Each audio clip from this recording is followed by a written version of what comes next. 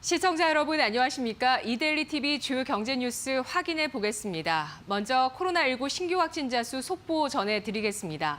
중앙방역대책본부에 따르면 오늘 0시 기준 코로나19 신규 확진자 수는 1,046명을 기록하며 사흘 만에 재차 1,000명대를 돌파했습니다. 국내 발생은 1,030명, 해외 유입은 16명이며 이에 따라 국내 코로나19 누적 확진자 수는 58,725명을 기록했습니다. 이어서 첫 소식 전해드립니다. 홍남기 경제부총리가 코로나19에 대한 3차 지원금이 내년 1월 초중순부터 현장에 지급되도록 집행 준비에 만전을 기해달라고 밝혔습니다. 홍 부총리는 어제 정부 세종청사에서 코로나19 3차 확산에 대응한 맞춤형 피해 지원 대책이 오늘 발표될 예정이라며 이같이 말했습니다. 또 내년 우리 경제의 회복과 반등을 꼭 이뤄내야 한다며 강한 돌파력과 빠른 속도전을 주문했습니다.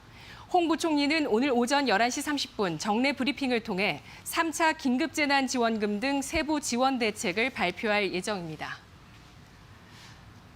정부가 내년 1분기 아스트라제네카 백신뿐만 아니라 코백스 퍼실리티를 통해 확보한 코로나19 백신의 국내 도입을 추진하고 있습니다. 정은경 질병관리청장은 어제 코백스 퍼실리티의 백신 구매 의향을 제시했다며 내년 1분기 도입될 코백스 백신을 포함해 총 3,600만 명분의 백신을 확보했다고 전했습니다. 또 1월에는 모더나와 1,000만 명분의 백신 계약 체결을 앞두고 있습니다. 정부는 세부적인 코로나 백신 접종 계획을 내년 1월 중 발표할 예정이며 내년 3분기까지 집단 면역을 형성할 정도의 규모까지 접종을 실시할 계획입니다. 주택공급 전문가인 변창흠 국토교통부 장관이 오늘부터 임기가 시작되면서 앞서 공언한 대로 집값 불안을 해결하기 위한 특단의 방안이 나올지 주목됩니다.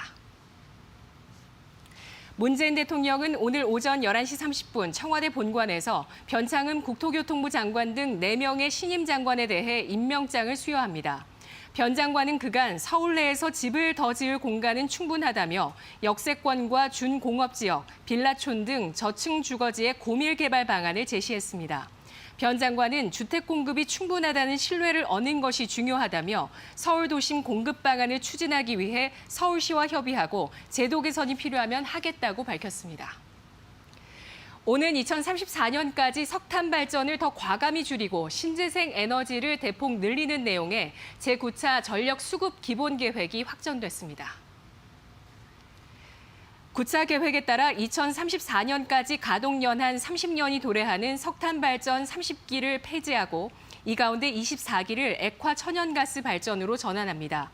특히 신재생 에너지 설비 용량은 올해 20.1기가와트에서 2034년 77.8기가와트로 약 4배 늘리게 됩니다.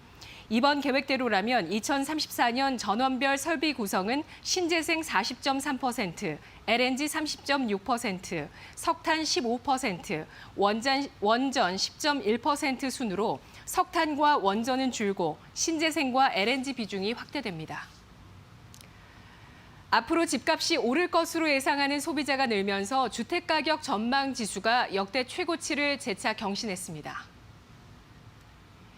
오늘 한국은행이 발표한 12월 소비자 동향 조사 결과에 따르면 주택가격 전망 지수는 전월 대비 2포인트 오른 132를 기록해 2개월 연속 역대 최고치를 경신했습니다.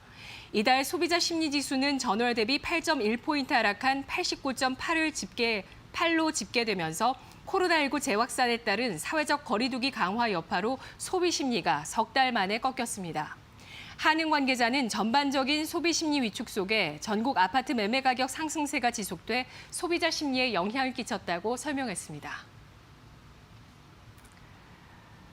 지금까지 이데일리엔 알아봤습니다. 이어서 간추린 소식 전해드립니다.